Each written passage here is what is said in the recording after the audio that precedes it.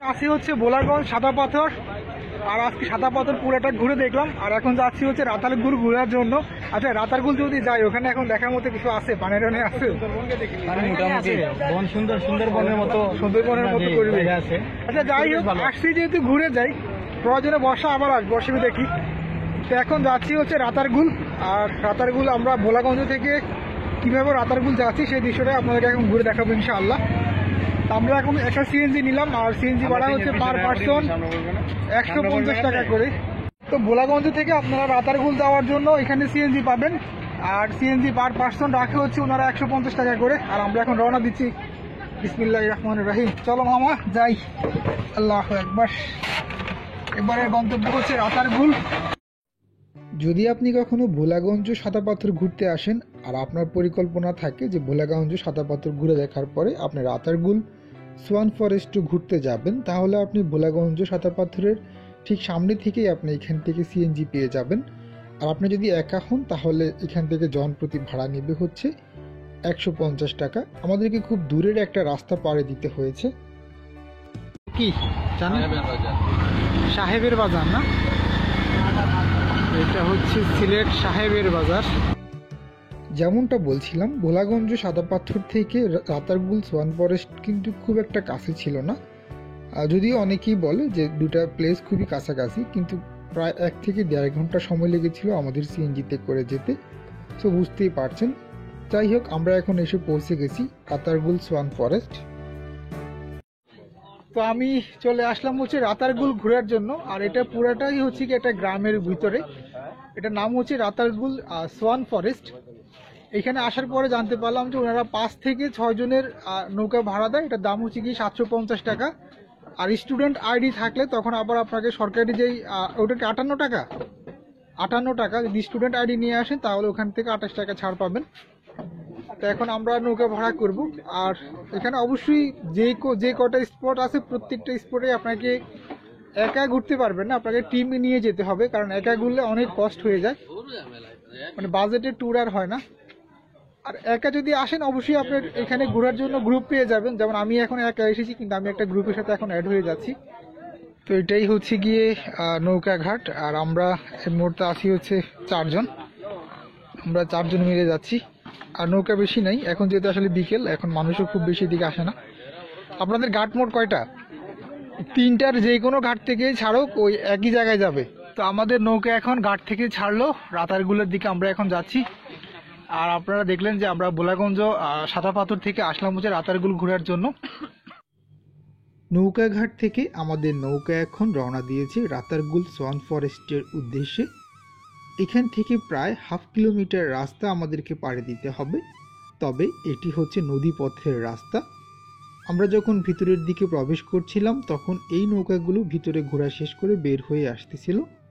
আমি তো ভেবেছিলাম যে এখন আর ভিতরে হয়তো কাউকেই দেখতে পাবো না, তবে ভিতরে যাওয়ার পরে আরো অনেককেই দেখতে পেয়েছিলাম।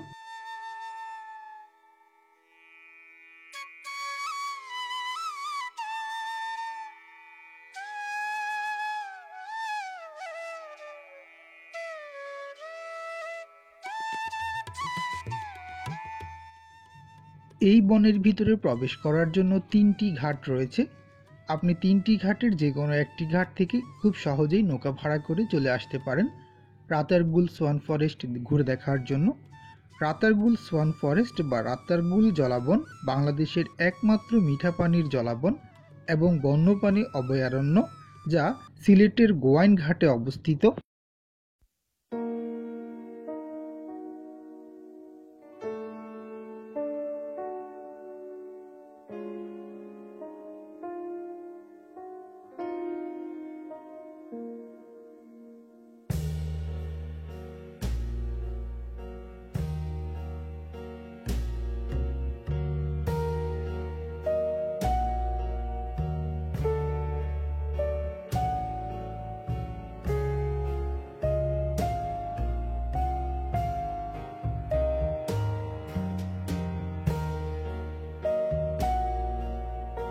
স্যার ক্যামেরা লাগবে না, ডিএসএলআর ছবি তুলবানি 3 টাকা করে পার পিস। আমাদের নৌকা থেকে তুললে সুন্দর হবে। পার পিস 3 টাকা? জি স্যার।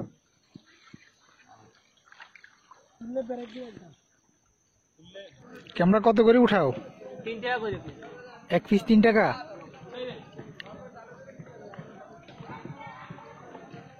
মান কইরো না ও সোনার দান শুনো প্রাণের পিয়া, আগুন মাসের দান তুলিয়া করমু তোমায় বিয়া, আমার ময়না টিয়া, আগুন মাসের দান তুলিয়া করমু তোমায় বিয়া, 2 পালি দান বেচিয়া কিনমু গোলাল শাড়ি, সেই শাড়ি পিন্দিয়া গো ময়না আইবা আমার বাড়ি, মাঝে মাঝে মাইরয়ুকি ঘুমটা খান তুলিয়া, তুমি মাঝে মাঝে মাইরয়ুকি ঘুমটা খান তুলিয়া, আগুন মাসের দান তুলিয়া করমু তোমায় বিয়া, আমার ময়না টিয়া। আমি কখনোই হচ্ছে কি রাতারগুল আসেনি, রাতারগুল সোয়ান ফরেস্ট, আর এই প্রথমবারের মতো আমি রাতারগুল সোয়ান ফরেস্টে আসলাম। তো সবাই বলে যে রাতারগুল সোয়ান ফরেস্টে যদি আসেন সেটা হচ্ছে বর্ষাকালে। আমার কাছে এখানে আসার পরে মনে হচ্ছে বর্ষার থেকে শীতের ভিডিওগুলো বা শীতের যে দৃশ্যগুলো সেটা আরও বেশি সুন্দর। কারণ বর্ষার সময় আপনি এখন যে গাছগুলো আমরা দেখতে পাচ্ছি, আমি যদি একটু ঘুরে দেখাই, এগুলো কিন্তু বর্ষার সময় সব পানির নিচে থাকে। এই সৌন্দর্য হয়তো অন্যরকম তখন সৌন্দর্যটা প্রকাশ পায়।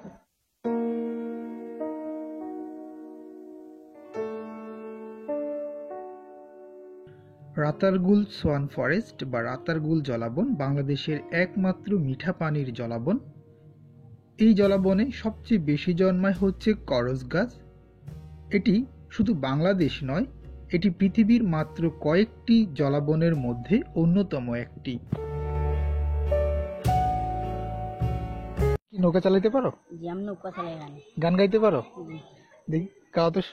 আমার মন বসে না শহরে, ইট পাথরের নগরে, তাই তো আইলাম সাগরে, তাই তো আইলাম সাগরে, ওই সাগর পারে আইসায় আমার মাতাল মাতাল লাগে, ওই রূপ দেখিয়া মন তিনজোড়ায় সুখের পঙ্কি ডাকে, পারতাম যদি তাই যাইতাম ওই সাগরের পারে, ঝিলকমালা গাইতা কাটাই দিতাম জীবনটারে, আমার মন বসে না শহরে, ইট পাথরের নগরে, তাই তো আইলাম সাগরে, তাই তো আইলাম সাগরে, নীল জলেতে বাসাই দিব মনের দুঃখ যত, আরে জলদিয়া পূরণ করিব হাজার কত স্বপ্ন, আমি পারতাম যদি তাই যাইতাম ওই সাগরের পারে, ঝিলুকমালা গাইতা কাটাই দিতাম জীবনটারে, আমার মন বসে না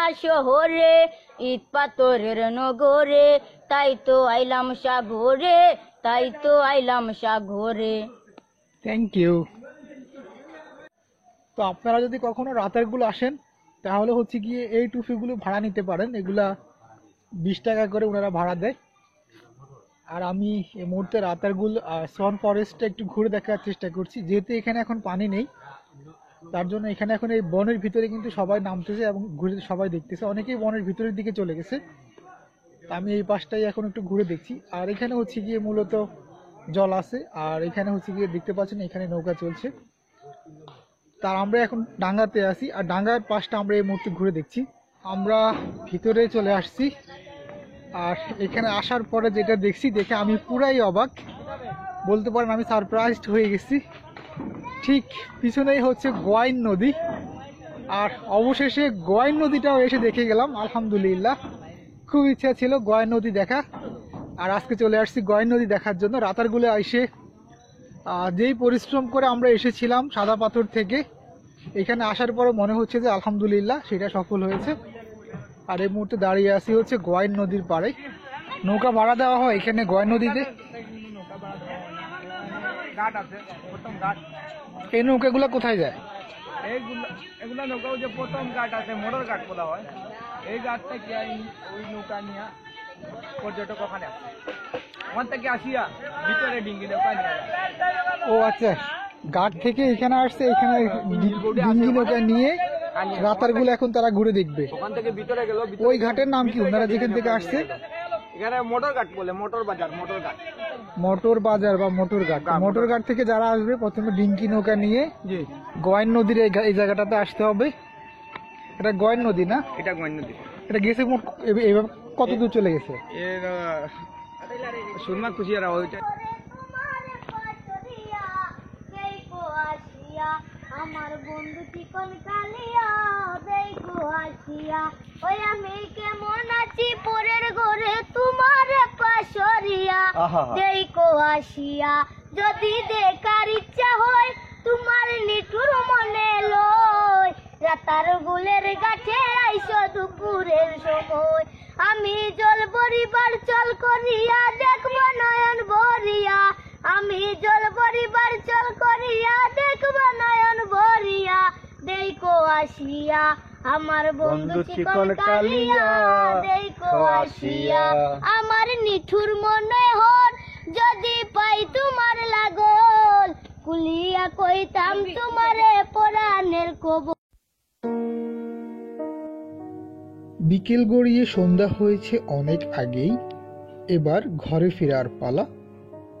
আমরা রাতারগুল সোয়ান ফরেস্ট থেকে এখন আবার চলে যাচ্ছি নৌকা ঘাটের দিকে। আমরা যেহেতু লোকালে এসেছি, নৌকা ঘাট থেকে একটা অটো ভাড়া করে আমরা চলে যাব সাহেব বাজার। সাহেব বাজার থেকে সিলেট যাওয়ার জন্য আমরা সিএনজি নেব।